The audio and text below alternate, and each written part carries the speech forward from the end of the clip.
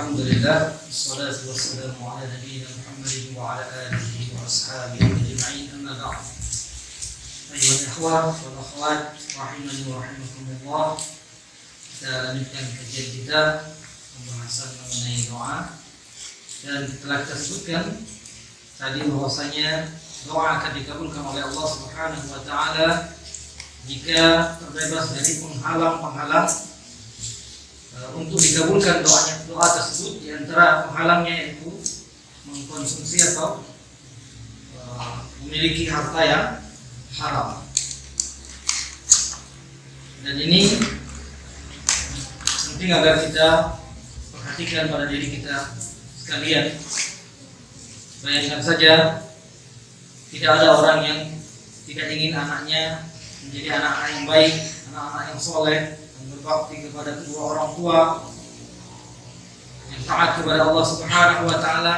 Siang dan malam kita berdoa, Rabbi habli minas shalihin, ya Allah, anugerahkanlah kepadaku anak-anak yang soleh. Rabbana hab lana min azwajina wa dhurriyyatina qurrata a'yun waj'alna lil muttaqina imama. Ya Allah, karuniakanlah kepada kami anak-anak dan istri-istri kami sebagai penyejuk hati kami, dan jadikanlah kami sebagai pemimpin orang-orang yang bertakwa. Siang dan malam kita berdoa, sungguh-sungguh bisa jadi tidak dikabulkan oleh Allah Subhanahu wa taala karena kita mengambil harta yang bukan hak kita, karena kita mengkonsumsi harta yang tidak halal, memakai pakaian, tempat tinggal, kendaraan yang dia bukan hak kita. Alangkah ruginya kita. Alangkah ruginya kita ketika doa kita tidak dikabulkan oleh Allah Subhanahu wa taala. Karena itu, ma'asyiral ikhwah, jauhilah segala yang haram. Bahkan di dalam agama kita bukan saja yang haram yang harus kita jauhi, bahkan kita diperintahkan menjauhi yang syubhat, yang kita ragu ini halal atau haram. Rasulullah SAW, innal halala bayyin wa innal harama bayyin. Yang halal sudah jelas, yang haram sudah jelas. Wa bainahuma umurun mushtabihat. Tapi di antara keduanya ini ada perkara-perkara yang meragukan, yang syubhat. Halal enggak ya? Boleh enggak ya kalau aku beli begini kemudian ditukar ini atau dijual begini? Boleh apa tidak? Halal apa tidak? Riba apa tidak? Kalau belum tahu kejelasannya, tinggalkan, jangan melakukan. Syubhat. Ma'asyiral ikhwah, ini tambahan mengenai menjauhi hal-hal yang haram yang akan menyebabkan doa kita tidak dijabah oleh Allah Subhanahu wa taala. Kemudian yang kedua tadi, yang menjadi juga penghalang dijabahnya doa, yaitu apa tadi? Tergesa-gesa atau terburu-buru, dalam artian dia merasa sudah berdoa tapi tidak dikabulkan atau belum dikabulkan oleh Allah Subhanahu wa taala. Penghalang selanjutnya yang disebutkan dalam hadis Nabi SAW, dalam hadis yang diriwayatkan oleh Al-Imam At-Tirmidzi, dan beliau mengatakan sanad hadis ini hasan sahih. Nabi alaihi salatu wassalam bersabda, ma'alal ardi muslimun yad'u Allah ta'ala bida'watin illa atallahu iyyaha imma an yu'ajjilaha wa imma an yaddakhiraha lahu aw sarafa anhu min as-su'i mithlaha ma lam yad'u bi ismin aw qati'atir rahim. Kata Nabi SAW, tidaklah di atas bumi ada seorang muslim yang berdoa kepada Allah dengan suatu doa kecuali Allah. Ini dia. Orang yang berdoa tidak pernah akan rugi. Ada beberapa kemungkinan. Yang pertama, kata Rasulullah, illa atahu Allah ya. Kemungkinan yang pertama, Allah akan berikan apa yang dia minta. Allah akan berikan apa yang dia minta. Diberikan di sini.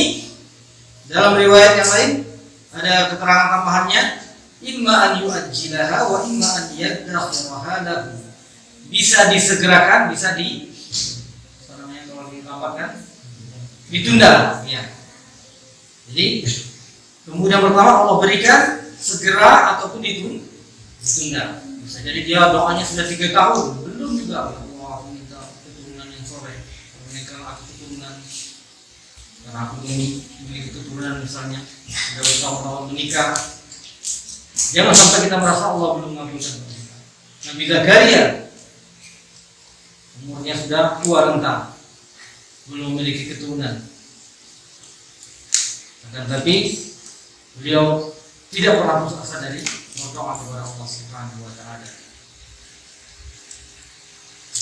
Baik, yang kemungkinan yang pertama, au sarafa anhu minas su'i mithlaha.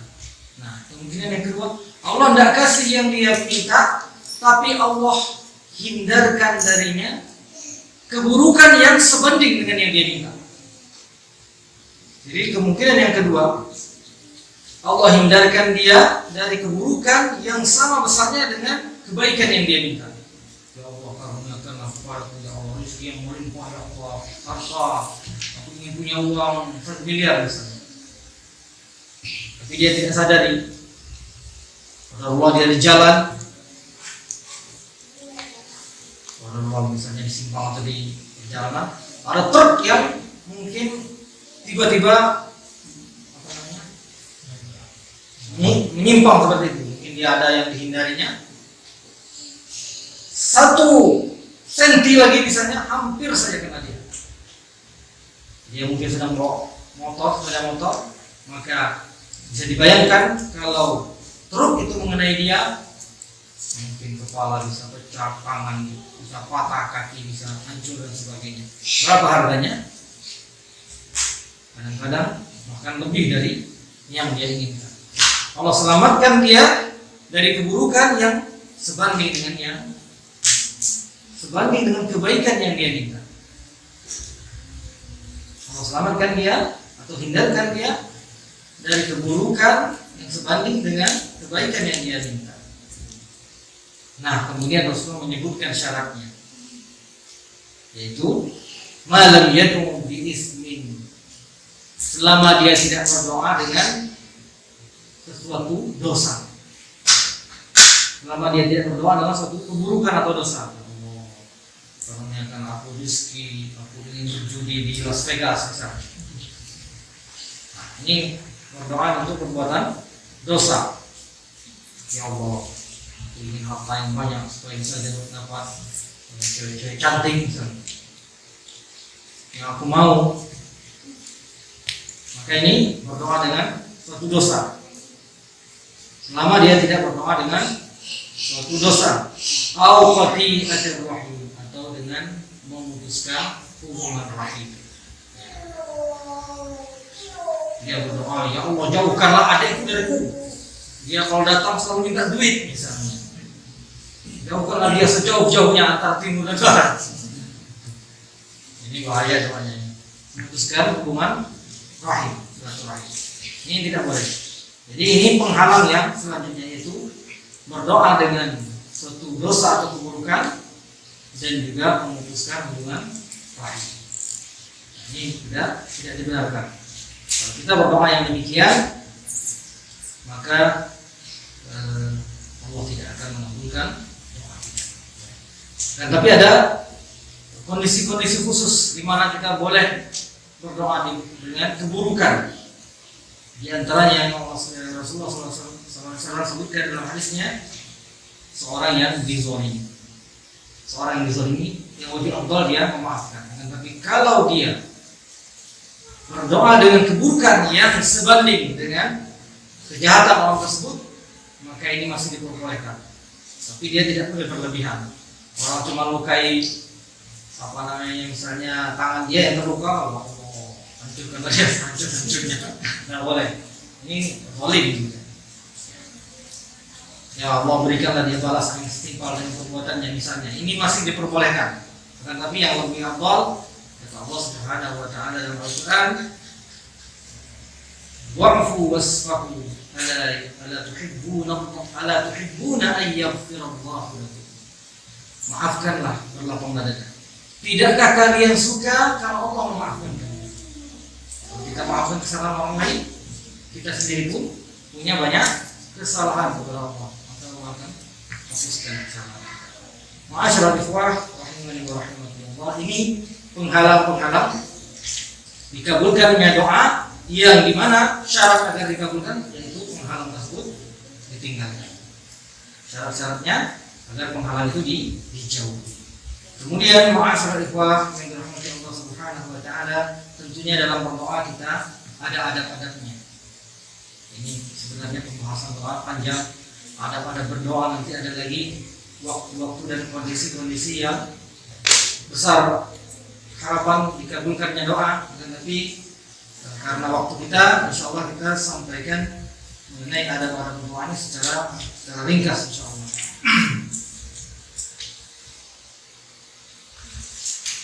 Di antara adab berdoa yaitu kita awali dengan pujian dan sanjungan kepada Allah Subhanahu wa taala. Kita awali dengan pujian dan sanjungan kepada Allah dan sholawat kepada Nabi alaihi salatu wassalam. Jadi ini adab yang pertama di dalam kita berdoa, yaitu diawali dengan pujian sanjungan kepada Allah dan juga sholawat kepada Nabi alaihi salatu wassalam. Jadi ketika kita berdoa jangan tiba-tiba mengangkat tangan Rabbana hab lana min azwajina atau doa yang lain, Allahumma inni as'aluka ilman nafi'an wa rizqan thayyiban. Rezekinya yang banyak. Harus ada muqaddimahnya, pendahuluannya. Apa itu? Memuji Allah. Apa kita baca alhamdulillahirabbil alamin bisa. Kemudian juga di antara yang disebutkan dalam hadis puji-pujian ya Rabbana walakal hamdu kama yanbaghi li jalali wajhika wa 'azimi sultanika. Ya Allah, bagimu segala puji yang pantas untuk kemuliaan wajahmu dan keagungan kekuasaanmu. Atau puji-pujian seperti yang ada di dalam bacaan zikir ataupun doa-doa kita. Ya misalnya alhamdulillah hamdan katsiran thayyiban mubarakan fi, boleh kita baca. Tapi hati-hati memakai pujian-pujian yang dikarang-karang oleh sebagian, ya mungkin sebagian tokoh atau sebagian. Terkadang di dalam pujian-pujian tersebut ada mana-mana yang tidak pantas. Contohnya misalnya ada pujian, nanti tidak sebutkan bahasa Arabnya. Ya Allah, bagimu segala puji dengan pujian yang mencukupi segala nikmatmu.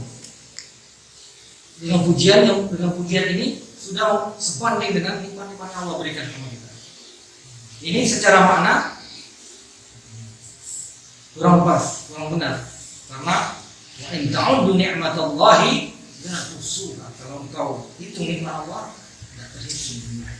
Bagaimana pula dengan kita memuji Allah, sudah cukup membalas segala nikmat-nikmat Allah kepada kita. Karena tidak disebutkan bahasa Arabnya, tetapi ikhwan, ini pentingnya kita berpegang dengan hadis-hadis Nabi SAW ataupun dengan asar para salaf.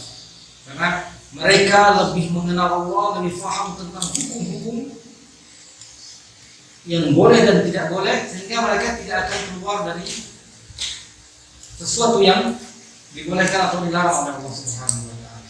Adapun generasi-generasi belakangan, mereka terkadang membuat puji-pujian yang melampaui batas. Karena itu penting kita memilih puji-pujian dari yang zikir-zikir yang memang maksud yang diriwayatkan dari Nabi SAW ataupun para sahabat Nabi SAW. Alhamdulillahirabbil alamin. Ya seperti tadi ya Rabbana walakal hamdu kama yanbaghi li jalali wajhika wa 'azimi sultanika atau hamdan katsiran thayyiban mubarakan fi, dan seterusnya. Kemudian kita bersolawat kepada Nabi, minimal Allahumma shalli ala Muhammad atau Allahumma shalli wa sallim ala nabiyyina Muhammad, Allahumma shalli ala Muhammad wa ala ali Muhammad. Yang paling sempurna seperti bacaan ketika kita sholat, itu yang paling sempurna. Ini yang pertama. Ya, kata Nabi alaihi salatu wassalam, "Idza shalla ahadukum falyabda bi tahmidillahi wa salami alaihi tsumma yusalli ala nabi summa liyad'u ba'du ma syaa. Hadis riwayat Tirmidzi dan yang lain. Dan Nabi SAW jika sholat, terkadang doa disebut dengan sholat. Sholat ini bisa maknanya sholat. Ya, sholat sendiri secara bahasa maknanya doa. Makanya ada sebagian kalangan yang menisbahkan kepada tasawuf yang nyeleneh seperti ini. Mereka mengambil makna atau hakikat sholat itu dari makna bahasanya. Sholat itu apa? Doa. Orang Allah ngomong aja musik. Kalau waktu sholatnya cukup tidak berdoa. Sholat itu apa? Doa. Sudah sholat. Sholatnya juga berdoa. Padahal bukan itu maksud sholat secara syariat. Sholat itu ibadah yang diawali dengan takbir, ada syarat dan rukunnya, diakhiri dengan salam. Itu yang dimaksud diperintahkan wa aqimus sholat. Dirikan sholat, bukan suruh berdoa.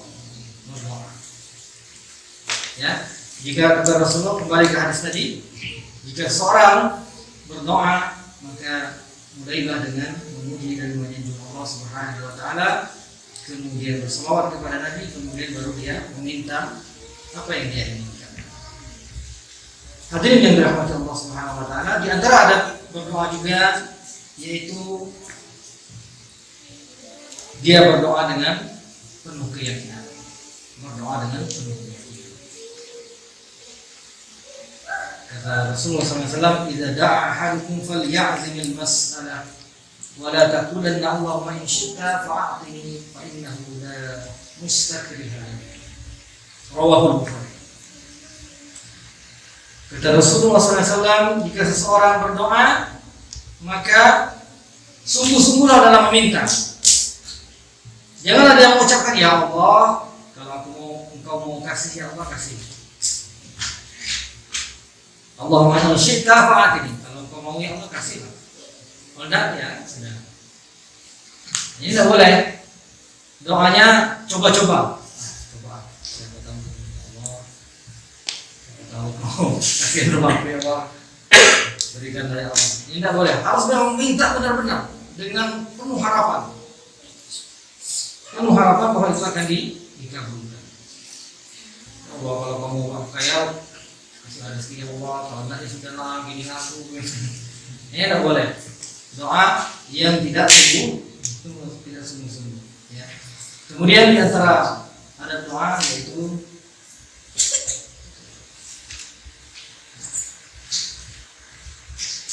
yaitu menghadap ke kiblat. Jadi ini hanya adab saja, hanya afdoliyah. Kalau kita tidak menghadap kiblat pun tidak masalah, tapi lebih afdal kalau menghadap ke kiblat. Bagaimana Rasulullah SAW disebutkan ketika beliau berdoa istisqa, summa istaqbala al-qiblah wa qalaba ridaahu. Beliau kemudian menghadap ke kiblat dan beliau membalik selendang. Jadi di antara adab salat istisqa, setelah kita berdoa Allah agar turunkan hujan, Allah agar hilangkan kekeringan, agar Allah maafkan kesalahan-kesalahan kita dan Allah turunkan hujan, maka di antara bentuk tafa'ul, bentuk optimisme, kita balik pakaian kita. Pecinya mungkin dibalik. Kalau Rasulullah beliau pakai baju yang seperti ini ihram itu, pakai selendang, maka dibalik. Yang kanan ke kiri, yang luar ke dalam. Itu bentuk optimisme agar Allah merubah keadaan. Ya, ini disebutkan bahwa beliau menghadap kiblat. Kemudian juga di antara adab berdoa yaitu mengangkat kedua tangan.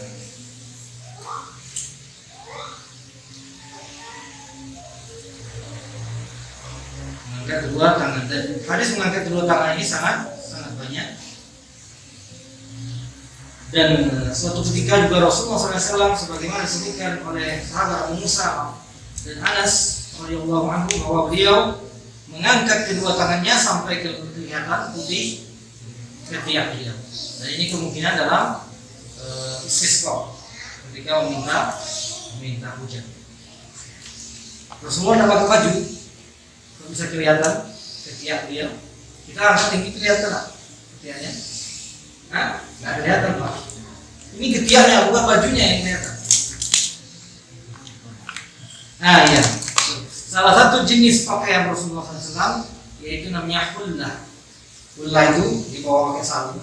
Walaupun beliau bukan dalam kondisi ihram, pakaian di masa beliau salah satunya bawahnya dililitkan kain, di atasnya cuma selempang seperti orang ihram, tapi bukan ihram, baju biasa. Kadang beliau punya hullah berwarna agak kemerahan. Tentunya kalau kondisi seperti itu, kalau kita angkat tangan, dia kelihatan. Jangan sampai Rasulullah baju.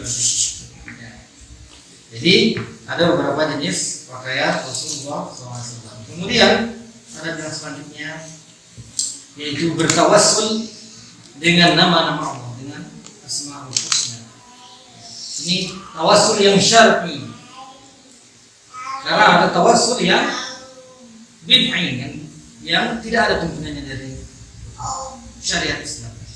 Karena tawassul yang syar'i kita boleh bertawassul agar Allah bersama dengan mengabulkan doa kita sebut nama-nama Allah. Kita mohon agar dimudahkan urusan kita, maka setiap pagi dan petang kita membaca doa ya Hayyu ya Qayyum. Wahai yang Maha Hidup, wahai yang selalu mengurusi makhluknya. Bi rahmatika astaghits, dengan rahmat-Mu aku mohon pertolongan. Aslih li sya'ni kullah, perbaikilah semua urusanku. Wala takilni ila nafsi tarfat ain, jangan kau biarkan, jangan kau serahkan aku pada diriku sendiri walaupun sekejap mata. Ini penyandaran kita kepada Allah Subhanahu wa taala bahwa segala sesuatu kita butuh pertolongan Allah. Jangan sampai kita yakin dengan kemampuan sendiri. Aku bisa, aku mampu, aku pintar. Belum tentu. Ya, kadang-kadang timbul masalah, timbul persoalan yang tidak bisa kita selesaikan kalau kita mengandalkan diri kita sendiri. Tapi Allah Subhanahu wa taala, innallaha ala kulli syai'in qadir. Allah Maha Kuasa atas segala sesuatu. Kata Allah Subhanahu wa taala dalam Al-Qur'an surah Al-A'raf ayat 180, walillahil asmaul husna fad'uhu biha. Allah memiliki nama-nama yang indah, maka berdoalah dengannya. Jadi ini diperintahkan oleh Allah. Berdoa dengan menyebut nama-nama Allah Subhanahu wa taala. Tentunya yang sesuai. Misalnya kita mau berdoa mohon rezeki, Allahumma rzuqni rizqan thayyiban wa anta khairur raziqin. Engkaulah sebaik-baik pemberi rezeki. Rabbighfirli wa tub alayya innaka antat tawwabul ghafur. Sungguh Engkau Maha penerima taubat dan Maha pengampun. Jangan kita minta ampun, sesungguhnya innaka syadidul iqab, engkau sesungguhnya sangat keras hukumannya. Kita minta ampun tapi kita sebut Allah itu maha keras hukumannya, sangat pedih azabnya. Ini tidak sesuai. Atau kita misalnya minta rezeki tapi menyebut nama Allah maha perkasa, maha. Nah, ini mungkin ada hubungannya juga, tapi yang tidak sesuai. Maka ini kurang pas. Maka kita berdoa dengan nama-nama Allah Subhanahu wa taala yang memang sesuai dengan apa yang kita minta. Kemudian yang dibolehkan juga di antara adabnya yaitu bertawassul dengan amal soleh. Bertawassul dengan amal soleh kita. Bagaimana diriwayatkan dalam hadis Bukhari dan Muslim tentang kisah 3 orang yang terperangkap dalam gua. Akhirnya mereka sepakat masing-masing berdoa dengan menyebutkan kebaikannya yang dia anggap rasanya dia lakukan itu dengan ikhlas, mengharapkan wajah Allah, mengharapkan keridhaan Allah. Jadi mungkin kita dalam kondisi-kondisi genting ini bisa kita amalkan, bisa kita praktekkan. Cuman ya mungkin mereka dulu orang-orang soleh. Kalau kita coba dipikirkan, apa amal kita yang kita bisa kita andalkan, amal yang baik, yang ikhlas. Mungkin lama juga kita mikir apa ya. Ada enggak ya? Kemarin nyijitin ibu misalnya, ikhlas nggak apa sambil dulu, nggak sambil dulu ya.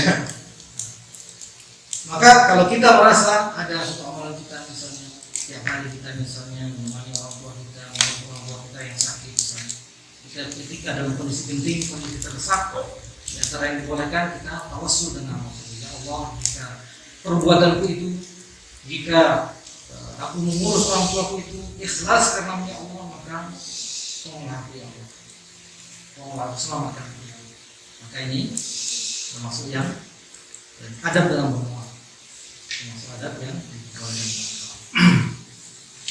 kemudian juga di antara adab berdoa hendaknya kita berusaha berdoa dengan doa yang menyeluruh, yang jawami, yang mengumpulkan seluruh kebaikan. Jangan sampai kita terluput dari doa yang sifatnya demikian. Contohnya apa? Rabbana atina fid dunya hasanah wa fil akhirati hasanah wa qina adzabannar. Itu semua kebaikan sudah ada di situ. Kebaikan dunia, kebaikan akhirat dilindungi dari azab neraka. Kemudian ada juga doa-doa dari Rasulullah SAW, di antaranya yang mengumpulkan kebaikan-kebaikan dunia dan akhirat. Allahumma aslih dinil ladzi wa ismatu amri. Ya Allah, perbaikilah agamaku yang dia merupakan pelindung diriku, maksudnya dari keburukan. Wa aslih li dunyaya allati fiha ma'ash. Ya Allah, perbaikilah urusan duniaku karena di situlah tempat hidup. Wa aslih li akhiratil lati wa aslih li akhiratil lati fiha ma'adi. Ya Allah, perbaikilah akhiratku karena di situlah tempat kembali. Karena kita kalau mau disampaikan kita lupa doanya. Allahumma aslih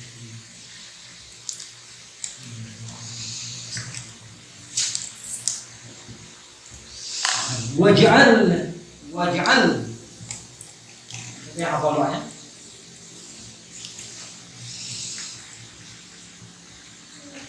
Waj'al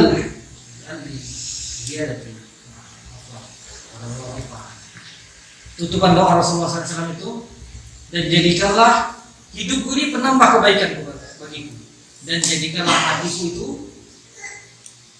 adalah memberhentikanku dari semua keburukan. Doa yang mencakup segala kebaikan. Jangan sampai kita luput dari doa yang demikian. Dan doa-doa yang lain juga ada doa-doa Rasulullah, di antaranya Allahumma inni as'aluka minal khairi kulli ajilihi wa ajilihi ma'alimtu minhu wa ma lam a'lam. Ya Allah, aku mohon semua kebaikan yang aku tahu dan yang aku tidak tahu, yang sekarang, yang segera ataupun yang akan datang. Wa a'udzubika minasyarri kulli ajilihi wa ajilihi ma'alimtu minhu wa ma lam a'lam. Ya Allah, aku berlindung dari segala keburukan yang segera ataupun yang akan datang, yang aku tahu maupun yang aku tidak tahu. Kemudian lagi ada lagi sambungannya dan seterusnya. Ini doa-doa yang mencakup.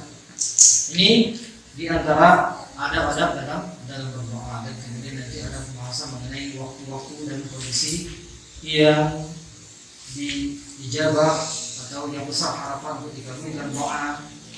Di antaranya ketika orang berpuasa, kemudian doanya orang yang terzalimi, doa ketika hujan turun dan sebagainya. Ini perlu pembahasan tersendiri, insyaallah taala. Kita cukupkan kajian kita pada malam hari ini, mudah-mudahan bermanfaat. Jadi ma'asyiral ikhwah, perbanyaklah berdoa, karena doa itulah yang bisa membangun kekhusyuan kita, membangun konsentrasi fokus kita dalam beribadah kepada Allah Subhanahu wa taala.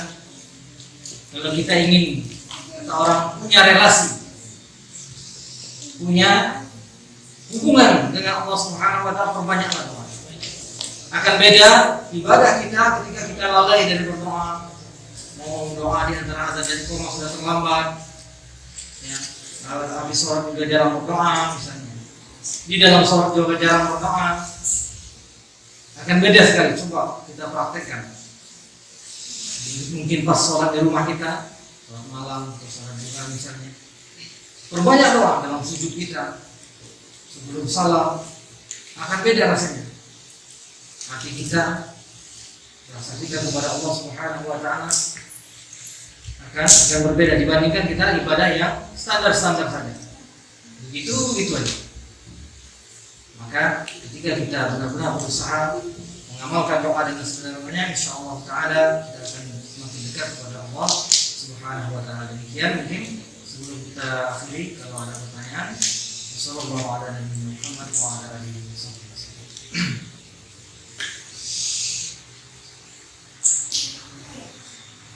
Mungkin yang pertama saya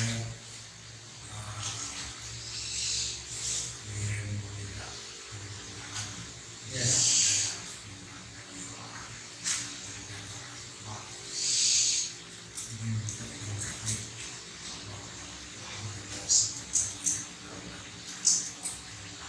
Ya.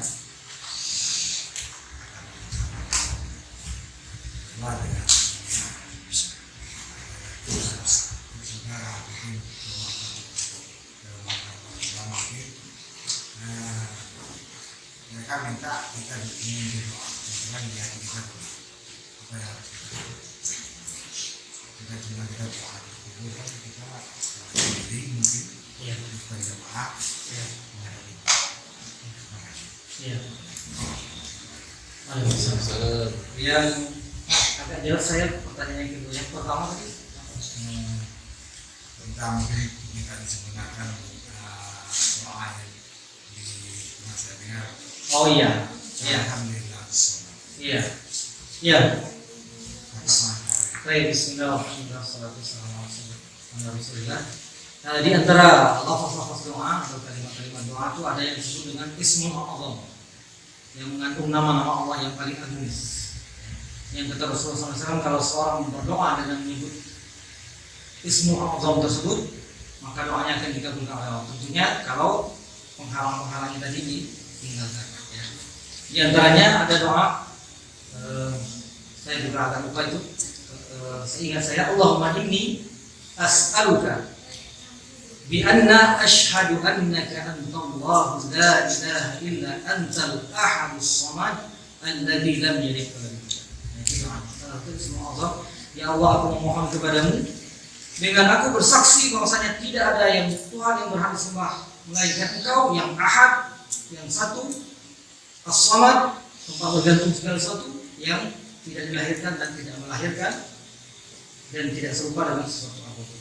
Jadi itu diantara muqaddimah doa yang sangat besar harapan dikabulkan. Jadi mungkin setelah kita alhamdulillah rabbil alamin, Allahumma sholli ala nabiyyina Muhammad wa ala ali Muhammad, kita sebut itu diantara termasuk asmaul husna yang paling agung. Allahumma inni as'aluka, ya Allah subhanahu wa ta'ala, bi anna asyhadu annaka antallahu la ilaha illa anta. Dengan aku bersaksi bahwa Engkau tidak ada Tuhan yang berhak disembah selain Engkau, Al-Ahad, As-Samad, alladzi lam yalid wa lam yulad wa lam yakul lahu kufuwan ahad. Jadi insyaallah bisa dicek lagi deh nanti yang doa. Jadi di antaranya doa, ya. Di antaranya juga yang Rasulullah sebutkan yang termasuk Ismul A'zam, yaitu kalimat ya Hayyu ya Qayyum ya Dzal Jalali wal Ikram. Ini ada lanjutannya lagi. Ini bisa dicek nanti, ya Hayyu ya Qayyum ya Dzal Jalali wal Ikram. Itu diantara Ismul A'zam, nama-nama Allah yang paling agung. Kemudian pertanyaan kedua tadi berkaitan dengan berdoa di kubur. Hukum asalnya berdoa di kuburan itu sebagaimana dalam hadis Nabi SAW disebutkan bahwasanya Rasulullah perintahkan istaghfiru li akhikum fa innahu al-ana yus'al. Selesai dikuburkan, sudah ditimbun mahnya, kata Rasulullah SAW, mohonkan ampun untuk saudaramu ini, karena sekarang dia sedang ditanya. Karena ketika kita akan pulang itu mulai malaikat datang mengungkapkan nakir. Kata beliau juga wasalul lahu tasbih, mohonkan keteguhan untuknya supaya dia bisa menjawab pertanyaan. Jadi kita mohonkan ampunan, kalimatnya bisa seperti doa di dalam surat itu, Allahumma ghfir lahu, Allahumma sabbithu, ya Allah teguhkan dia, atau kalimat lain yang semakna, karena tidak ditentukan redaksi doanya. Adapun tata caranya pada asalnya dia doa masing-masing. Akan tapi doa secara bersama sendiri, para ulama jelaskan hukum asalnya juga boleh. puasanya boleh, akan tapi tidak boleh diyakini memang itu sunnahnya seperti itu. Sunnahnya seperti itu. Ya. Misalnya nih kita, saat orang supaya pengajian kita ini selalu dilancarkan, ya, seperti Syekh misalnya, mungkin bisa berdoa kemudian kita mengaminkan itu hukum asalnya boleh. Hukum asalnya boleh. Demikian pula doa yang lain. Suatu berziarah gitu. Oh, ketika berziarah ya. Oh iya. Ngumpul gitu kan. Ya. Sama orang tua. Ya. Maka hukum asalnya kita berdoa masing-masing. Kalau kita bisa sampaikan kepada saudara-saudara kita bahwa yang lebih afdal kita berdoa, walaupun kalau kita tidak tahu istilahnya dengan bahasa Arab, kita bisa doa dengan bahasa Indonesia. Ya, minta kepada Allah agar orang tua kita diampuni, lapangan tidurnya, dilindungi dari api neraka. Maka itu lebih afdal, memang dari hati kita. Ya. Tapi kalau seandainya misalnya nanti di situ ada juga mungkin saudara kita atau apa yang mengadakan hal-hal yang tidak sesuai dengan tuntunan agama, dia mau baca surat-surat tertentu, misalnya kan membaca zikir-zikir tertentu, maka untuk menghindari mudarat yang lebih besar seperti itu tidak apa-apa, kita doa aja biasa yang bisa, ya, daripada mengadakan yang lebih parah lagi. Ya, karena hukum asalnya doa bersama itu sebenarnya dia boleh, kecuali kita anggap memang harus selalu doa bersama. Misalnya yang kesalahan terjadi misalnya seperti yang dirutinkan habis sholat misalnya. Kalau dia tidak dirutinkan atau tidak diyakini memang itu dianjurkan, maka puasanya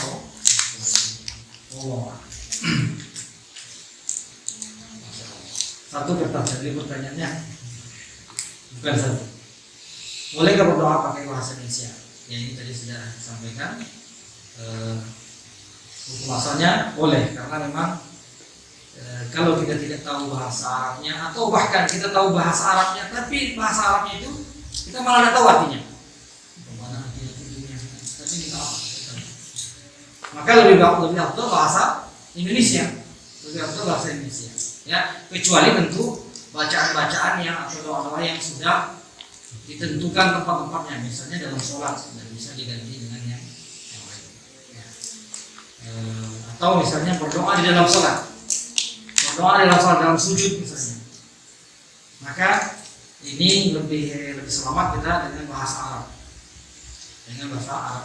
Kalau kita ingin berdoa sesuatu yang kita tidak tahu cuma bahasa Arabnya gimana meminta supaya lebih ujian supaya apa, maka lebih selamat kalau kita baca dalam hati saja ketika sholat, ya, karena seluruh bacaan sholat itu tidak ada yang pakai bahasa selain bahasa Arab.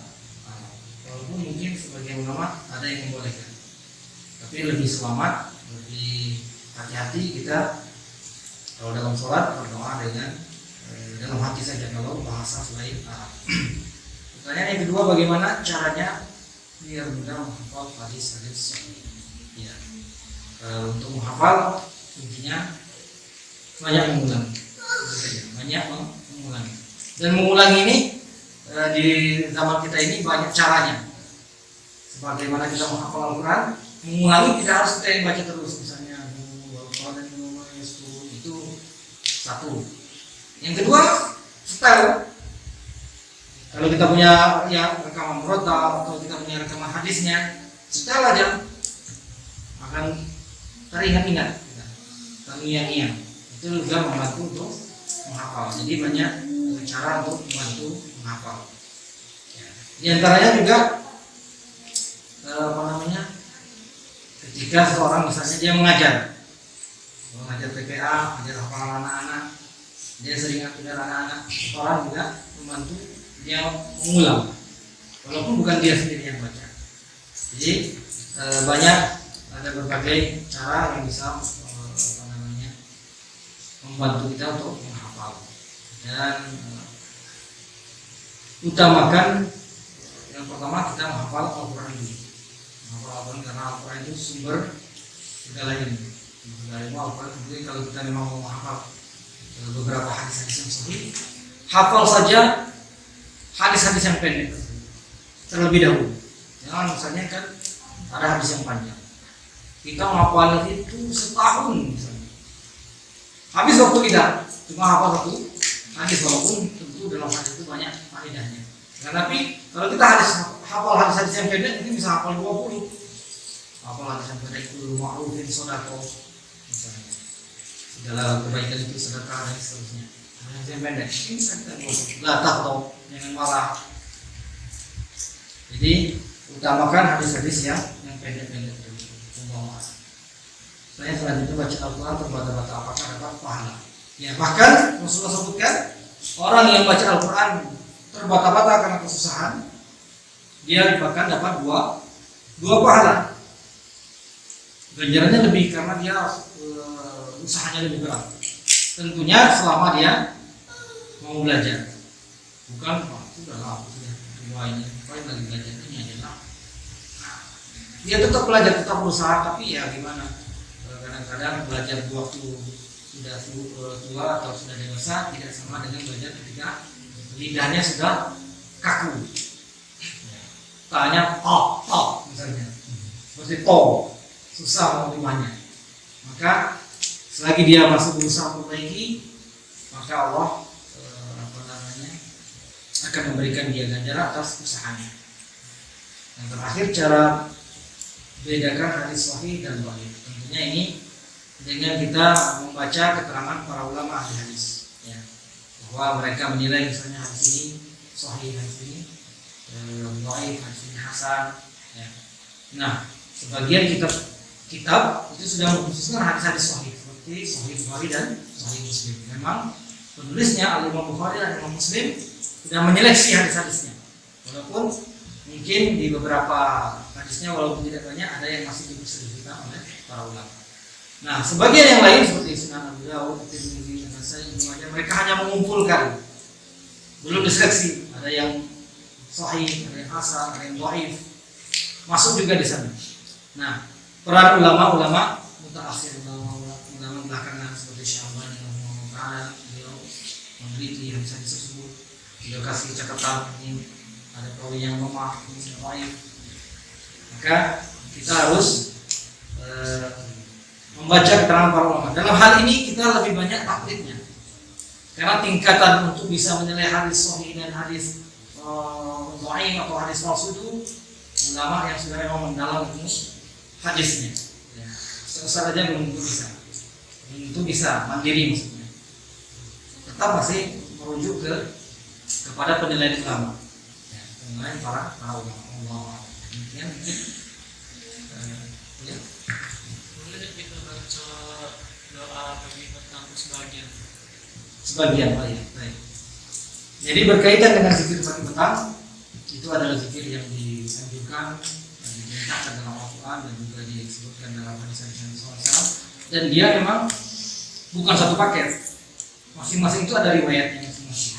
Ya. Seperti Abu Bakar, dia bertanya kepada Rasulullah, ya Rasulullah ajarkan aku doa yang aku baca pada pagi dan sore hari. Rasulullah baca Allahumma alimul ghaibi wasyahada fatirus samawati wal ardi rabb kulli syai'in wa malika asyhadu an la ilaha illa anta a'udzu bika min syarri nafsi wa min syarri syaitan wa syirkihi wa an aqtarifa ala nafsi su'an wa ajurruhu ila muslim. Itu doanya Abu Bakar pagi dan sore. Nah, jadi kita pilih untuk awal-awal, kalau bisa kita amalkan seluruhnya maka itu yang lebih awal. Tapi seseorang harus melihat kemampuan dia. Nah, kita pilih mana yang paling penting dari itu. Di antaranya jangan tinggalkan 3 kul al-mu'awwidzat. Kata Rasulullah, takfika min kulli syai'. 3 itu, Allahu ahad dibaca 3 kali, Al-Falaq 3 kali, An-Nas 3 kali, setiap pagi dan sore. Itu mencukupi kita dari segala sesuatu. Kemudian doa-doa yang penting atau seperti misalnya untuk perlindungan kita, bismillahirrahmanirrahim ya Guru ma'asmihi syai'un fil ardi wa la fis sama'i wa qasami'an 3 kali pagi dan sore. Kalau kita dilindungi oleh Allah. Kemudian doa-doa yang memiliki keutamaan yang besar, seperti la ilaha illallah wahdahu la syarika lah, lahul mulku wa lahul hamdu wa huwa ala kulli syai'in qadir, baca 10 kali atau 100 kali. Kita pilih yang kira-kira yang paling penting atau yang memiliki keutamaan yang besar. Awal-awalnya. Maka itu boleh. Tidak harus semuanya kita baca. Jadi ingat, nanti dalam pembahasan bab zikir. Zikir yang paling afdal itu zikir yang dengan lisan dan juga hati. Usahakan kita memahami maknanya walaupun secara global. Kita lagi baca Bismillahirrahmanirrahim dulu ini apa maknanya misalnya. Walaupun kita tidak tahu secara bahasa perkatanya, tapi usahakan kita sehingga timbul keyakinan atau penyerahan diri kita kepada Allah Subhanahu wa taala. Jadi bukan hanya di lisan tapi juga di hayati. Itu yang lebih afdal. Jadi insya Allah boleh dan kita pilih mana yang kita rasa sesuai ataupun memang yang penting bagi kita. Dan banyak lagi. Baik, kalau tidak ada demikianlah kajian kita pada malam hari ini. Semoga bermanfaat bagi kita semuanya. Semoga dapat menambah keilmuan kita dalam kita beribadah kepada Allah Subhanahu wa taala, terutama dalam kita berdoa kepada Allah Subhanahu wa taala, sehingga harapan kita, doa kita akan dikabulkan oleh Allah Subhanahu wa taala. Demikian, sallallahu ala nabiyina Muhammadin wa ala alihi wa ashabihi ajma'in. Subhanakallahumma wa bihamdika asyhadu an la ilaha illa anta astaghfiruka wa atubu ilaik. Wassalamu alaikum warahmatullahi wabarakatuh. Waalaikumsalam.